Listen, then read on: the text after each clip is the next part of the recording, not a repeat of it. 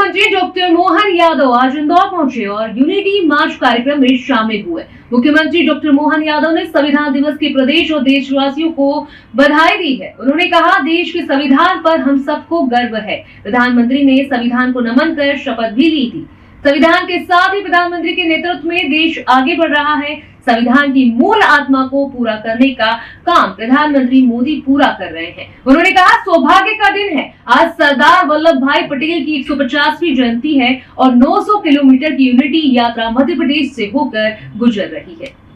Doctor Mohan Yadav ने कहा, आज लौह पुरुष सरदार पटेल को देश एकजुटता के साथ स्मरण कर रहा है। देश की एकता और अखंडता में सरदार वल्लभ भाई पटेल का अद्वितीय और अमिट योगदान है। भावांतर योजना किसान भाइयों के लिए बड़ी सौगात है। इससे किसानों को भी फायदा मिल रहा है और भावांतर योजना के तहत आज जिस किसान भाइयों को ये राशि मिलेगी, सीएम ने किसानों को अपनी ओर से बधाई भी दी।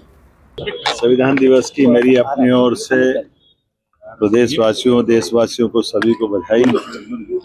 लगभग 1000 साल की गुलामी के बाद जब देश स्वाधीन हुआ, ऐसे में संविधान के माध्यम से हमारी सारी प्राचीन अच्छाइयों को समेटते हुए दुनिया के भी कई सारे देशों के अच्छे बातों को जोड़ करके जो संविधान की अनुपम देन स्वतंत्र भारत को मिली, हम सबको अपने संविधान पर गर्व है। और हमारे लिए यशस्वी प्रधानमंत्री इस मामले में और आदर्श है, जिन्होंने अपनी शपथ के बाद पार्लियामेंट को मंदिर के भाव की तरह लिया और संविधान को नमन करके हर बार उन्होंने अपनी अगली प्रधानमंत्री कार्यकाल की पारी की शुरुआत करने के साथ संविधान के अनुच्छेद 370, जिसने देश में 40,000 निरपराध भाई बहनों को, पुलिस जवान को, आर्मी जवानों को कश्मीर में शहादत देना पड़ी, ऐसे में इस कठिनाई को भी दूर करने का माननीय मोदी जी ने मार्ग प्रशस्त करके हमारे संविधान की पवित्र आत्मा के साथ इतने अच्छे प्रकार से जोड़कर चलने का मौका आज हो रहा है। माननीय मोदी जी के कार्यकाल में एक गरीब परिवार का व्यक्ति आज देश का तीसरी बार प्रधानमंत्री बनकर दिख रहा है।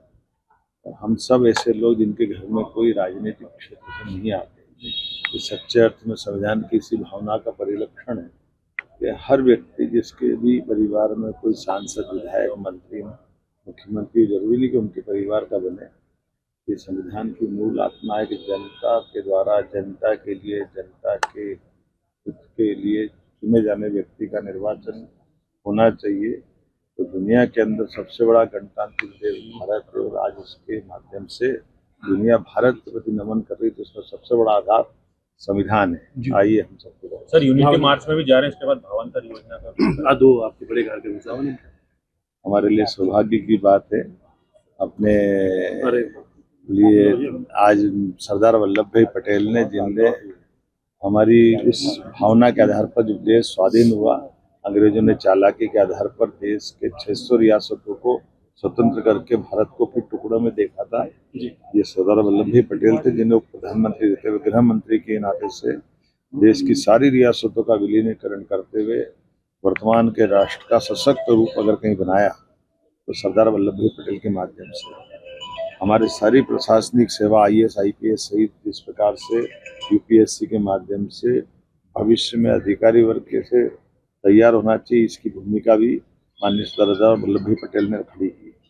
ऐसी कई चुनौतियों का उन्होंने सामना किया, तो सरदार वल्लभ भाई पटेल के विराट व्यक्तित्व को लेकर के केवड़िया धाम में माननीय मोदी जी ने विराट प्रतिमा भी बनवाई और हम सबको गर्व है उनकी 150वीं जयंती में पूरा देश एकजुटता से उनको स्मरण कर रहा है। भावांतर योजना की सोयाबीन, हमारा ये पूरा मध्य प्रदेश सोयाबीन स्टेट है। पूरे देश में सबसे ज्यादा कहीं सोयाबीन होती किसी राज्य में तो मध्य प्रदेश में होती है।